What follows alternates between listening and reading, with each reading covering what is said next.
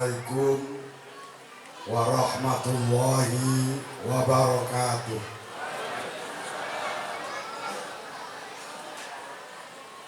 Bismillahirrahmanirrahim. Alhamdulillahi rabbil alamin.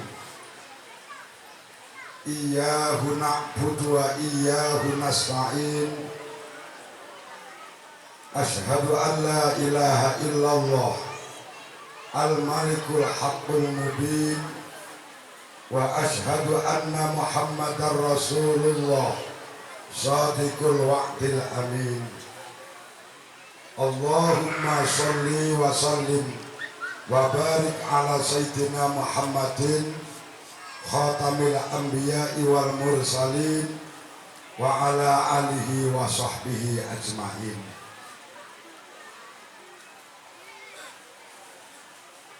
Hadratul Mukarramun, para alim, para ulama, wabil khusus Al-Mukarramah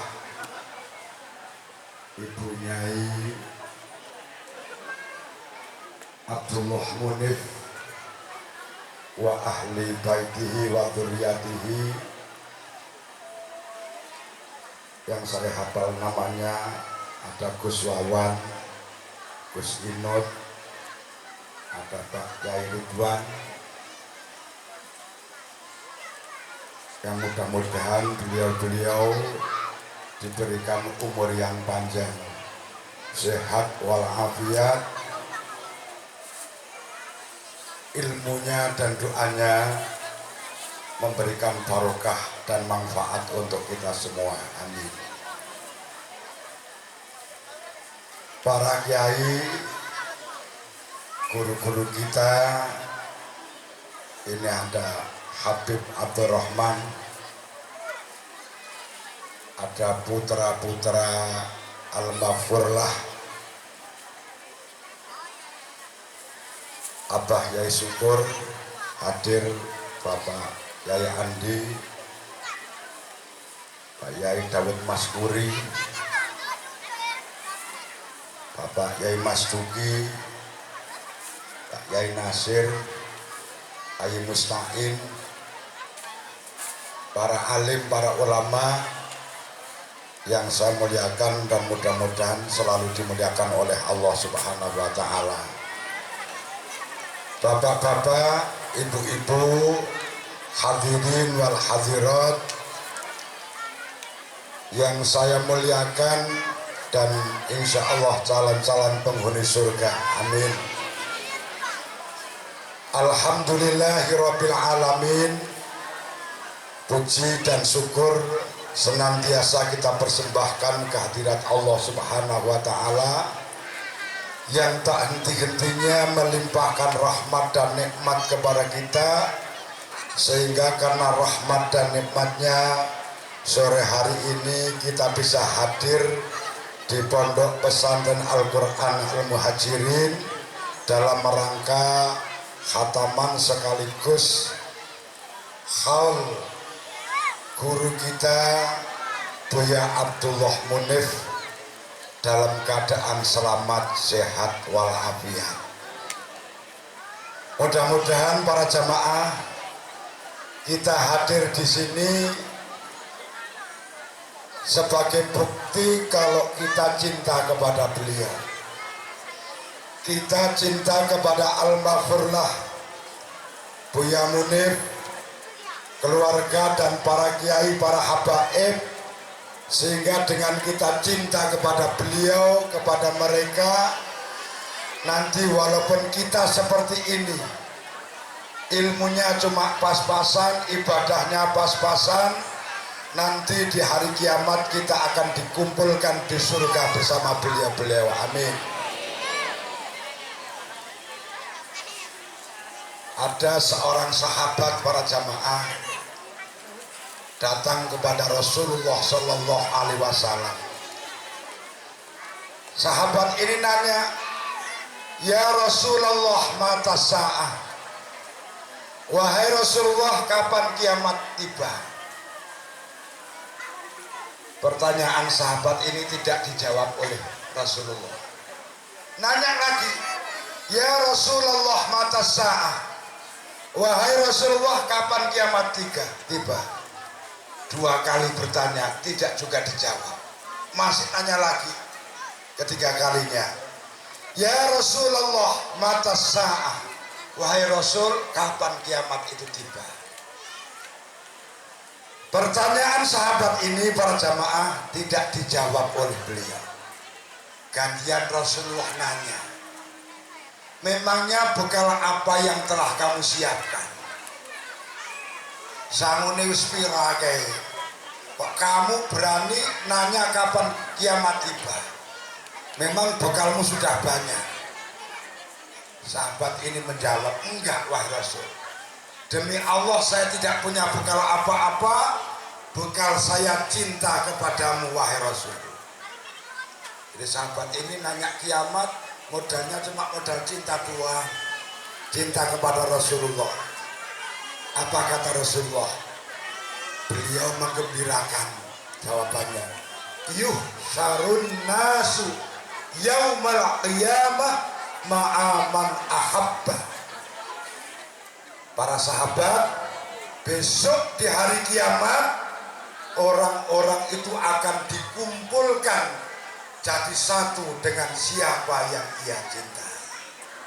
Mudah-mudahan dengan kita cinta kepada Buya Munir wa ahli baitihi dan para ulama, walaupun kita seperti ini, nanti di hari kiamat kita akan dikumpulkan di surganya Allah bersama mereka. Amin.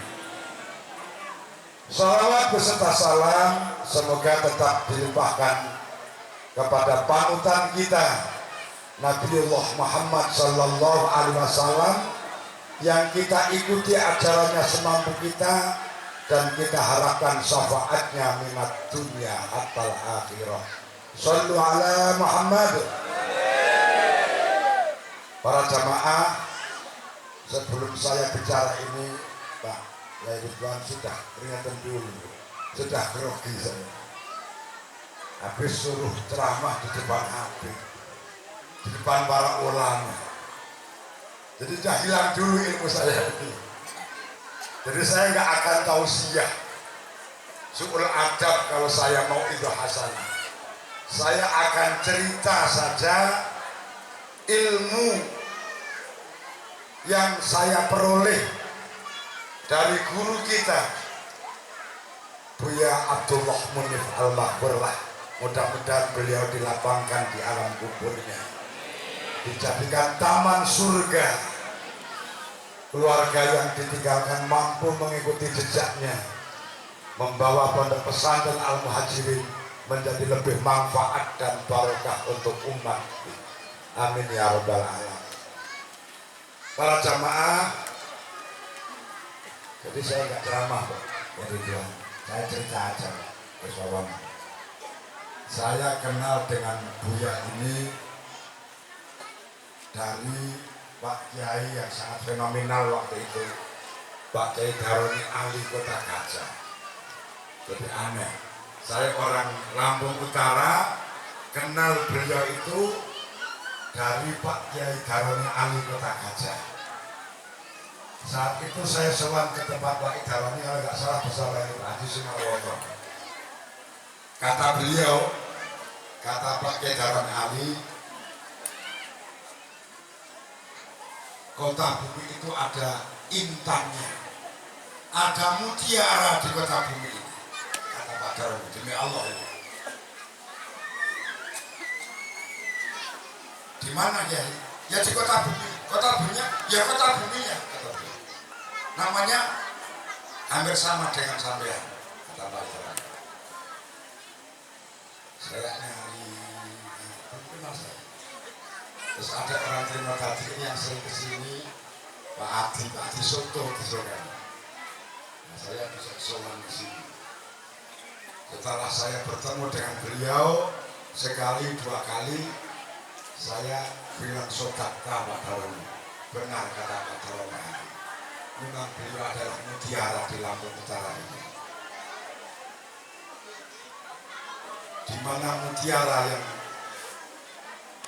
saya tahu, yang saya tidak tahu lebih banyak lagi, yang saya tahu cuma sedikit. Para jamaah, kalau di dalam Al-Quran nanti di hari kiamat itu yang selamat itu ada kalimat illa man atallaha biqalbin salim. Orang yang akan selamat di yaumil kiamat itu orang yang datang menghadap Allah biqalbin salimin, dengan hati yang selamat. Tidak ada rasa ujub, tidak ada rasa takabur, tidak ada rasa riya. Saya temukan beliau ini.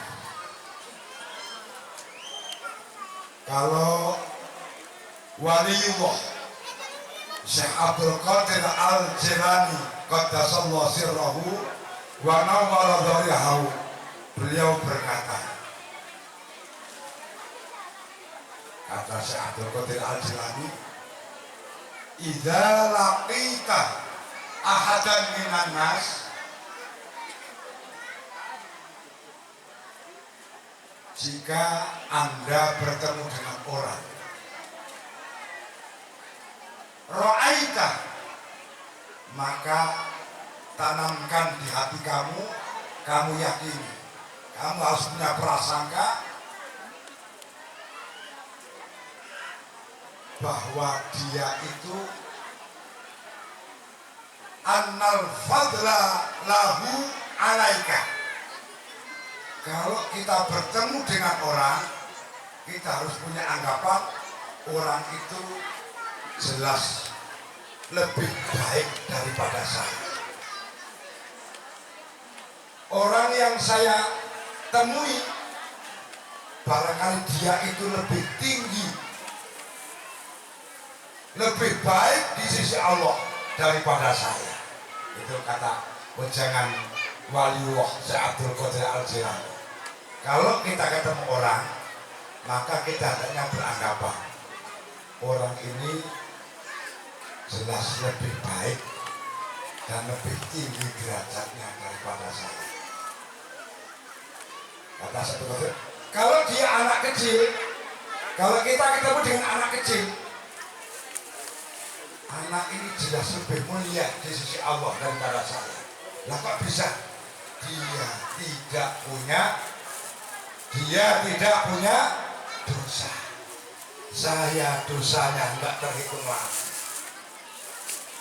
Wadan bisa itu di kuliah tiap hari dosa kita bertambah. Anak ini enggak punya dosa. Kalau kita bertemu dengan anak itu, dengan orang yang lebih muda, kita punya anggapan dia ini lebih mulia daripada saya. Dia belum lahir, saya sudah banyak dosa.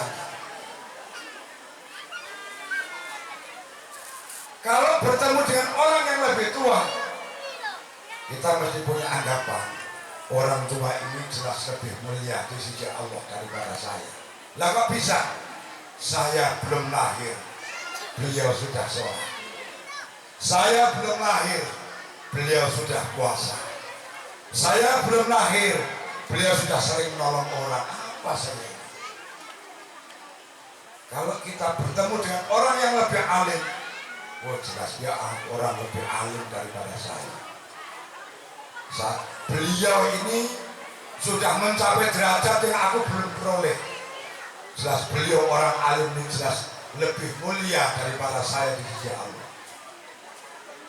Kalau kita bertemu dengan orang yang lebih bodoh barangkali, kita juga berkata demikian. Ini kalau ilmunya mungkin lebih pintar saya mungkin, tapi bisa jadi dia itu lebih mulia, lebih baik di sisi Allah daripada saya. Lah kenapa? Kalaulah dia berbuat dosa, karena dia belum tahu, nggak tahu dalilnya, nggak tahu larangannya. Kalau saya melanggar larangan Allah, saya tahu larangannya, tahu ayat Al-Qur'annya, tahu hadisnya. Bahkan ketika bertemu dengan orang kafir sekalipun, kita sudah bilang begitu. Bisa jadi orang kafir ini lebih mulia daripada saya. Lah kok bisa? Iya, sekarang saya orang Islam. Saya orang beribadah. Saya sholat Ramadan, saya puasa. Tapi siapa yang jamin saya itu husnul khatimah? Bisa jadi berbalik. Nanti dia masuk Islam taubat. Saya naudzubillah, kalau tidak Allah lindungi, bisa mati tanpa membawa iman dan Islam.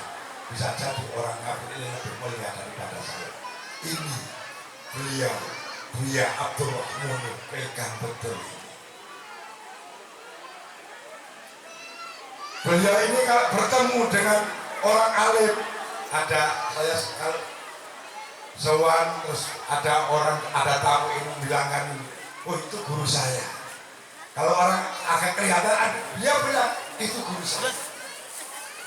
Kalau ada tamu ke rumah beliau yang mengatakan orang yang jahat, oh itu kawan saya, itu beliau. Kalau ada orang jahat, orang mungkin pemabuk, mungkin dia penjudi, beliau bilang itu kawan saya. Masya Allah, beliau aduh. Dulu kan rumahnya di sana ya, waktu saya masih, beliau masih almarhumah masih, saya ketemu di sana. Ada tamu seberang jalan itu kan ada musik, latihan musik. Masih ingat bapak-bapak musain ya, di depan rumah beliau seberang jalan itu kan untuk latihan musik orgenan itu, buang kencang saya. Ganggu orang ngaji sebenarnya. Beliau ngajar Al-Quran, depan rumahnya itu musukan keras. Suatu hari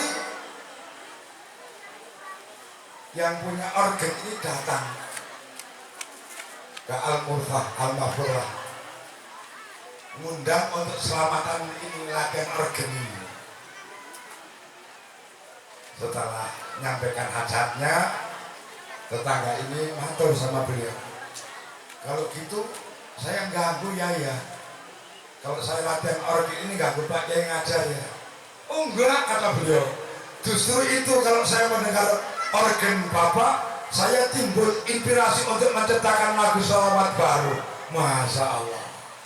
Al-Maqurlah. Beliau adalah orang yang insya Allah ata bikol bin salim, selamat hatinya.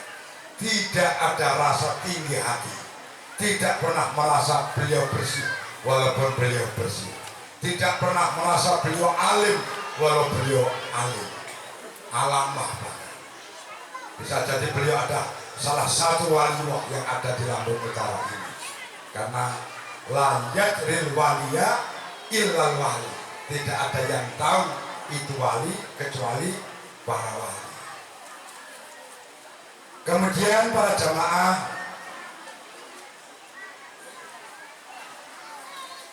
hal yang mudah yang mungkin kita tahu dalilnya, tapi sampai hari ini saya belum bisa mencontoh beliau. Apa? Kalau dalam hadis Rasulullah bersabda, "Man kana yu'minu billahi wal yaumil akhir falyukrim dhaifahu." Ini jamaah beliau hafal semua. Saya aja yang jarang agak hafal. Barang siapa yang beriman kepada Allah dan beriman kepada hari akhir, fal yukrim dhaifah, maka muliakanlah tamunya. Masya Allah, ini lagi-lagi saya sampai hari ini juga nggak bisa mencontoh beliau. Kalau ada tamu, beliau itu tidak pernah membedakan. Yang tamu kadang ada Pak Camat, ada pejabat, ada tamu itu datang dari Trimodadi dengan sepeda ontel waktu itu. Beliau sama menghormati. Kalau saya ada tamu, nggak penting amat, maunya ya apa perlunya pulang. Kita mau istirahat, mau apa mau. Beliau tidak. Tamu itu siapa kayaknya nggak urgen, nggak penting bagi beliau. Tapi beliau menemui tamu itu dengan ridho. Bahkan beliau berkata, banyak saya mau kayak sampai subuh saya juga mau. Senang kalau ada teman ngobrol, masya Allah. Sebenarnya beliau itu juga lelah, juga capek. Menemui tamu yang nggak penting menurut saya, beliau tetap hormati. Tetapi hormati sampai kapanpun, masya Allah.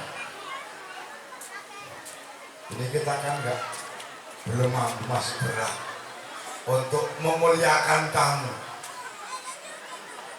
untuk menghormati tamu. Kita kan maunya tamu kalau nggak penting amat ya apa perlunya pulang. Kita mau sholat, kita mau ngerokok, kita mau baca Quran. Beliau enggak, sampai pagi beliau layani dengan ikhlas dan ridho menyambut tamu yang datang ke rumah beliau. Ridhonya ya Allah, apapun yang menimpa beliau, beliau ridho. Ridho, hati ini lega dengan takdir Allah, itu kan ibadah yang berat. Kata beliau ketika mulai sakit gula, kata beliau, saya setelah mendengar kakak saya sakit sampai meninggal, saya sudah siap-siap. Jadi sakit itu siap-siap. Akhirnya beliau juga kena gula. Ketika sudah sakit, beliau ridho ikhlas. Alhamdulillah saya sakit. Nih, saya ini alhamdulillah sakit. Jadi karena saya sakit, saya nggak kemana-mana. Karena saya nggak kemana-mana, banyak kiai-kiai yang datang ke rumah saya. Kalau saya sehat, nggak mungkin beliau-beliau ke rumah saya, kata beliau. Apapun yang Allah berikan, selalu diterima dengan lapang dada. Mudah-mudahan kita walaupun sedikit sekali bisa mencontoh akhlak mulia yang beliau contohkan kepada kita. Amin ya rabbal alamin. Kemudian beliau sangat hati-hati menjaga lisannya. Kalau Rasulullah bersabda, "Man kana yu'minu billahi wal yaumil akhir falyaqul khairan aw liyasmut." Barang siapa yang mengaku beriman kepada Allah dan beriman kepada hari akhir, falyaqul khairan, maka berkatalah yang baik. Kalau tidak bisa berkata yang baik, auliyasmut, hendaklah dia. Beliau ini saya akui betul, sepanjang saya tahu tidak pernah beliau membicarakan kejelekan orang lain. Kalau ada orang membicarakan kejelekan orang lain, mesti beliau pindahkan yang jauh. Ada orang yang sedang terkenal, banyak jadi buah bibir kunjungan orang. Ada orang yang matur, Allah, beliau ya Allah, mudah-mudahan beliau ini dikuatkan oleh Allah. Beliau itu banyak urusannya, urus anak yatim, urus pondok. Ketika orang-orang mencibir, beliau memuji dan mendoakannya. Masya Allah.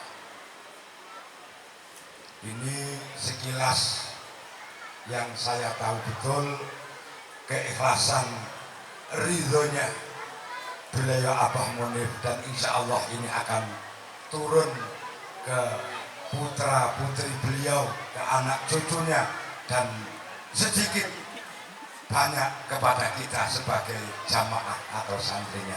Amin ya rabbal alamin. Beliau adalah sosok ulama yang mempersatukan umat di Lampung Utara ini. Kalau sudah jadi jamaah, beliau tidak kelihatan bedanya itu orang suku Sunda, suku Jawa, suku Lampung. Sampai sekarang ini saya masih bisa melihat jamaah-jamaah beliau, santri beliau, tawaduknya ya Allah menurun kepada para jamaah dan para santri-santrinya. Mudah-mudahan di hall beliau ini kita akan mendapat barokah Allah, mendapat ilmunya beliau Buya Abdullah Munif, sehingga kita akan menjadi murid beliau. Kalau kita nggak cukup amalnya, mudah-mudahan mendapat doa beliau, kita selamat dunia dan selamat akhirat. Para jamaah yang dimuliakan oleh Allah, ini saya sudah keringatan ini, grogi, yai-yai semua yang di dalam ini, lebih 30 para ulama, para habaib, gimana mbak keringatan. Dan saya orang pelosok, Umi ini sudah berapa tahun yang lalu sebelum ada corona, enggak mi, saya ini enggak pantas jamaah. Ini para alim, para ulama, para kiai, para ustadz, saya ini siapa? Beliau datang lagi kemarin, masya Allah. Saya niat khidmah untuk Buya Abdullah Munif. Mudah-mudahan saya, bapak-bapak, ibu-ibu mendapat barokah ilmu dan doanya Abdullah Munif, Buya Abdullah Munif, Bunyai dan anak cucunya. Amin ya rabbal alamin. Sekian para jamaah, sekelumit cerita, saya tidak tausiah. Mudah-mudahan kita bisa menapak tilas. Mari anak-anak kita yang akan selamat di pondok inilah. Kalau nggak di pondok, tadi Pak Yai Mustahil udah rewel kasih HP akan jadi apa anak kita? Kita jadikan anak kita lebih baik daripada kita. Kalau kita punya harta, diwariskan kepada anak baik. Punya ilmu, wariskan kepada anak adalah baik. Yang tidak baik, kalau bodoh ini diwariskan kepada anak cucu kita. Mudah-mudahan anak cucu kita akan mendapat barokah dari ilmunya Buya Abdullah Munif dunia hatta akhirat. Demikian Bunyai, Gus Kawan, Gus Imut, saya tidak ceramah, tidak tausiah. Mudah-mudahan kelebihan-kelebihan Buya Abdullah Munif yang dicontohkan kepada kita mampu menapak tilas mengikuti jejak beliau. Wattabi sabila man anaba ilayya, kita bisa berusaha mengikuti orang yang kembali ke jalan Allah supaya kita selamat dunia hatta akhirat. Demikian, terima kasih atas perhatian, mohon maaf atas segala kekurangan. Billahi taufiq wal hidayah waridha wal inayah. Wassalamualaikum warahmatullahi wabarakatuh. Untuk doa, saya mohon Habib Abdurrahman untuk memimpin doa.